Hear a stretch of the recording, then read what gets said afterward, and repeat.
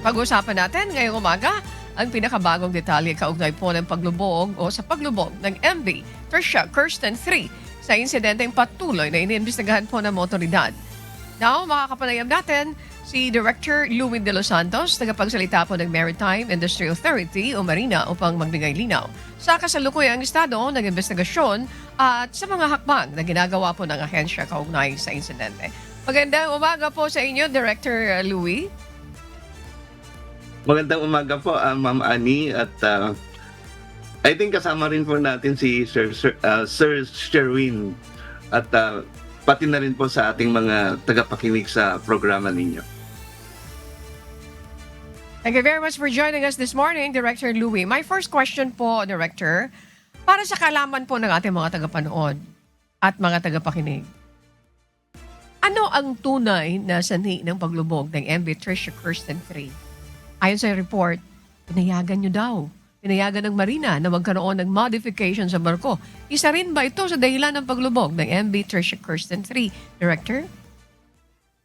Ma'am Annie, salamat po sa pagbibigay po ng opportunity sa amin na ibigay po yung resulta ng aming investigasyon kasi marami pong lumalabas sa social media at ang Marina at ang Philippine Coast Guard ay nagsagawa po ng kanilang mga maritime safety investigation. Sa Marina po, batay sa isinagawang maritime safety investigation, ang pangunahing sanhi ng paglubog ay ang critical loss ng stability ng barko na nagresulta sa mabilis na pagpasok ng tubig at tuluyang pagtaob nito. Ito ay pangunahing dulot sa labis na kargamento, maling cargo weight declaration at hindi tamang distribution ng karga na naglagay sa barko ng isang unsafe operating condition. Mahalagang linawin po na ang insidenteng ito ay hindi dulot ng iisang factor lamang, kundi ng pinagsama-samang operational deficiencies, cargo misdeclaration at failure to comply with loading and stability procedures.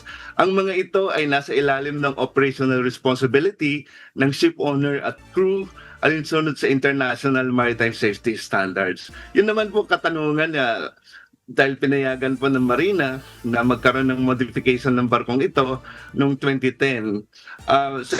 Sa investigasyon po natin, hindi po natin nakitaan na isa sa mga naging sanhi po ng paglubog nito.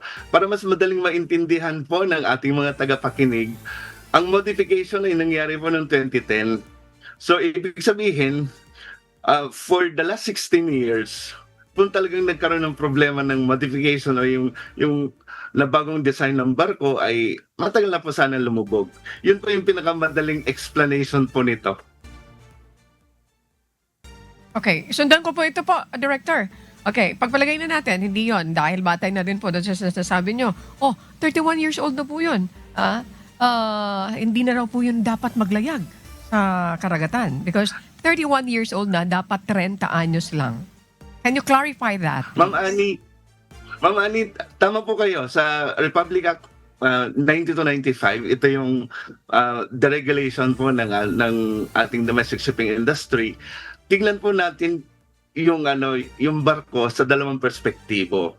Pag ang barko ay hindi class, at the age of 30, kailangan na po natin i-retire. Pero pag na-class po ito, ibig sabihin, may mga accredited classification societies po tayo na tumitingin po sa seaworthiness ng barko. At pag sila ay nasertipikahan na seaworthy, tuloy pa rin po ang pagnenegosyo po nila. So, dalawa po yan. Pag hindi class, i-retire na po at the age of 30. Pero pag class, especially yung sinasabi po nilang Ajax class ng mga barko, ay papayagan pa rin po na maglayag.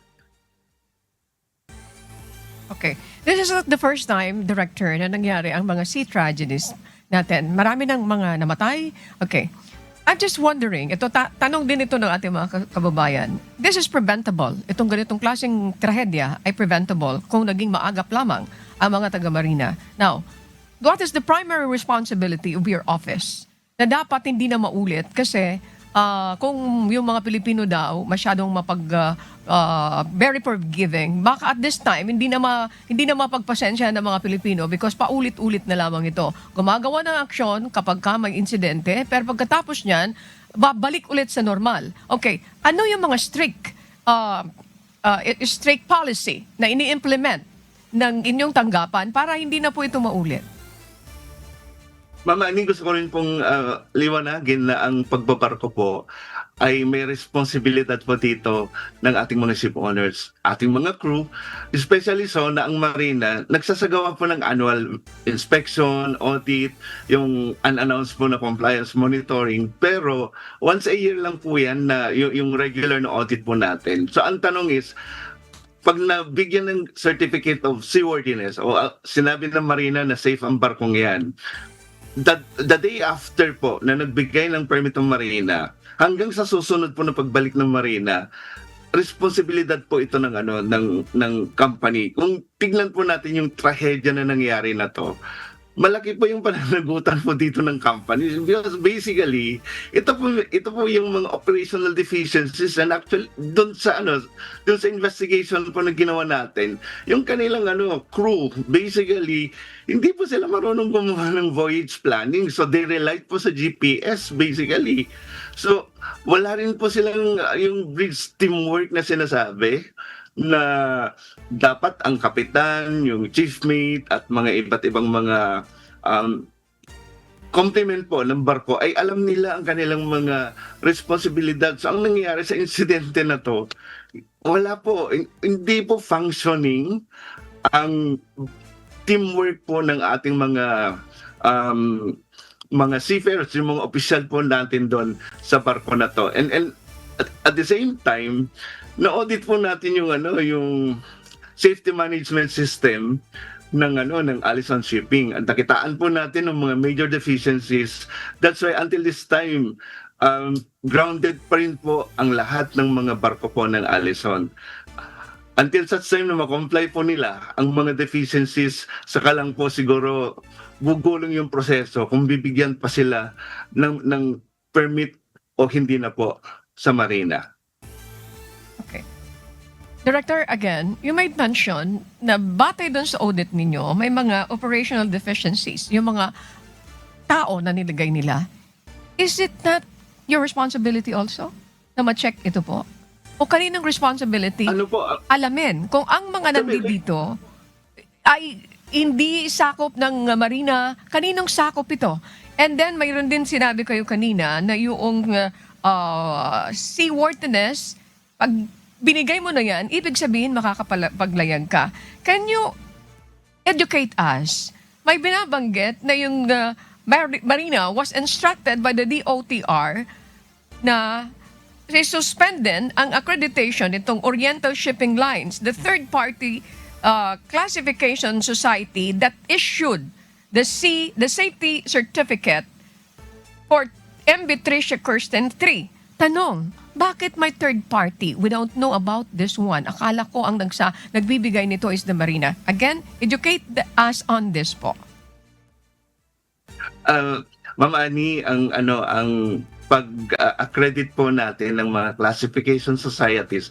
Ang mga classification societies actually are organizations o mga business entities po na ang pangunahing gawain po nila ay tignan ang seaworthiness, basically yung hull and machinery po ng barko. So accepted po ito na international practice. So inadapt din po natin dito sa Marina. Dito sa Pilipinas, may accredited po tayong mga classification societies at sila yung katulong po natin na tumitingin din po sa mga barko po natin, particularly yung mga convention size po ng mga ships po natin. Inaalaw po nito sa lahat po ng mga maritime administrations po sa buong mundo. Meron po silang sinasabi po na nag-accredit po ng classification societies. So ang tanong, ang classification society po, dahil katulong po natin na nag-i-evaluate o nag-a-assess sa seaworthiness po ng isang barko, ang nangyayari po niyan, pag nagbigay na po sila ng sertifikasyon, yung sinasabi po natin na full term, ang Marina ay ginagawang basehan para mag-issue na po ng safety certificates. So ang nangyayari po sa sitwasyon na ito, particularly po sa paglubog po ng MV Trisha Kristen, nung nagbigay na po ng certification yung Classification Society, ang ating regional office po dun sa Zamboanga, ay hindi na po sila nag-verify. So nag-rely po sila sa ibinigay po ng Classification Society. Kaya na-issuean po sila ng safety certificate. But at the end of the day, ang last say po naman talaga is Marina. Yung mga crew naman po, tayo ay nagbibigay po ng mga na may regulasyon po tayo sa training ng ating mga seafarers, particularly yung mga opisyal. Kaso sa pagkakataon na ito, mukhang may problema po sa competence at yung demonstration ng kaalaman sa pagbabarko at pagkukomand ng vessel sa ating mga opisyal po doon. So isa sa mga naging recommendations po ng Marina ay kailangan i-retrain ang mga crew ng Allison, hindi lang po doon sa teamwork ng mga opisyal, kundi sa crowd and crisis management. May mga reports po tayo na natanggap na noong nagkaroon na po ng aberya, yung mga OJT, basically yung mga OJT na sinasabi po natin, yung mga kadete, sila yung nautusan. Basically, nagkaroon po ng problema in the dissemination of information sa loob po ng barko. Aside sa overloading po, may problema po tayo sa crew competence, kaya kailangan mag-retraining din po ang mga crew doon po sa mga nag-survive dito po sa barko na to. Okay. Director, since binabanggit nyo yung bagay na yan, di ba po in 2019, if I'm not mistaken, itong Allison Shipping was involved daw po. Ibig sabihin, involved itong shipping, Allison Shipping, ay mayroon ng kinasangkutan na 32 maritime incidents 2019. And 2023, another vessel, MV Lady Mary Joy, ay nasunog. Mayroon din mga deaths na nangyari dyan. Why only now? Kung yun ay nakita na before, why only now? After another incident? Yung mga training na ipatutupad, bakit before hindi nangyari ito? Why only now na mayroon pang another incident na nangyari? Hindi po, lahat po ng mga nagkakaroon po ng mga insidente which we categorize po ng mga very serious na mga aksidente. Nire-require po natin ng retraining ang ating mga domestic seafarers o yung mga ship officers ng barko. Nagkataon lang po na na-highlight din po ito at maganda rin po na na-highlight tong sitwasyon na to para makita po natin ang talagang sitwasyon dito sa domestic shipping na particularly Okay, itong now, barko. Director. Yes, now po, nasampahan na po ba ng kaso itong Allison? And yung iba pang mga personnel ng Marina, can you give us update on that? Nasampahan na po ba ng kaso? Yung yung una, yung Allison, nabigyan na po siya ng show cause kasi may due process naman po tayo.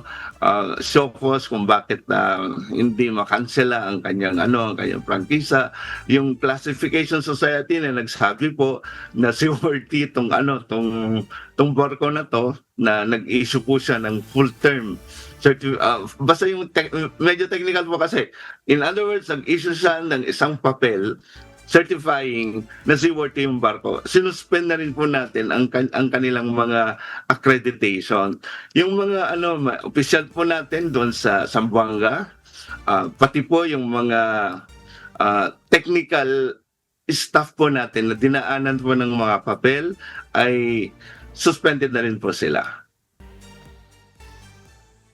Okay. So, at this point po,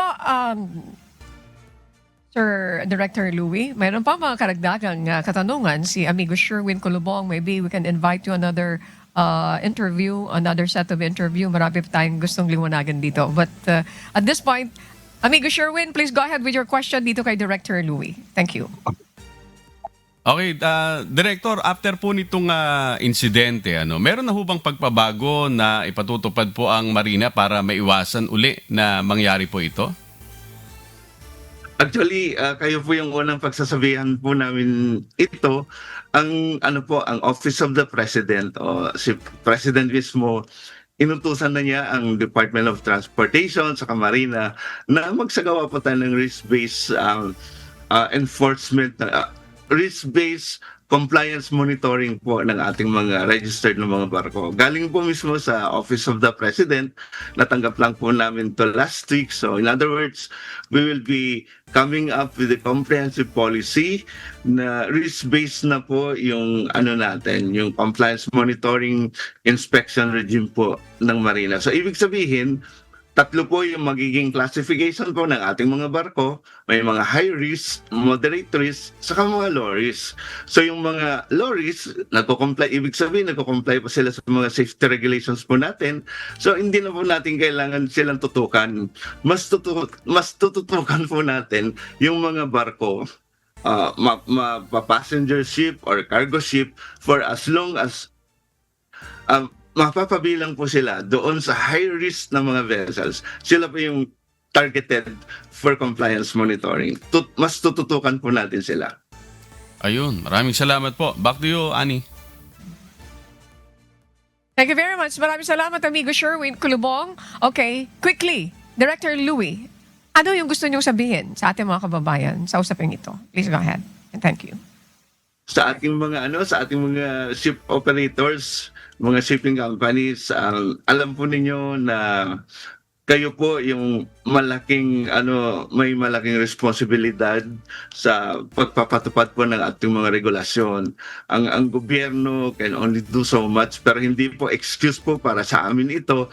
Pero magtulungan po tayo kasi mga buhay po yung mga pinag-uusapan po natin dito. Pag hindi na po natin kayang i-maintain ang seaworthiness po ng ating mga barko, mag-isip-isip na po tayo. Pwede na po mag-shift sa ibang negosyo. Kasi iba po talaga yung mga safety requirements ng ating mga domestic ships na kailangan po na paigtingin natin ang pagpapatupad sa safety ng ating mga passengers. Sana po sa mga susunod na araw, sana maging leksyon po sa atin ito. The Marina will continue to ensure that we will intensify our inspection regime, audit of ships, pero nakikiusap din po tayo sa ating mga shipping companies, shipping operators, sa ating mga mananakay din. Pag nakikitaan na po natin na may problema po yung isang barko, huwag po kayong mag-atubili na i-report sa Marina. Meron din po tayong mga katuwang po na mga taga Philippine Coast Guard. Huwag po kayong mag-atubili na mag-report po sa kanila para maagapan po natin ang mga ganitong pangyayari. Okay.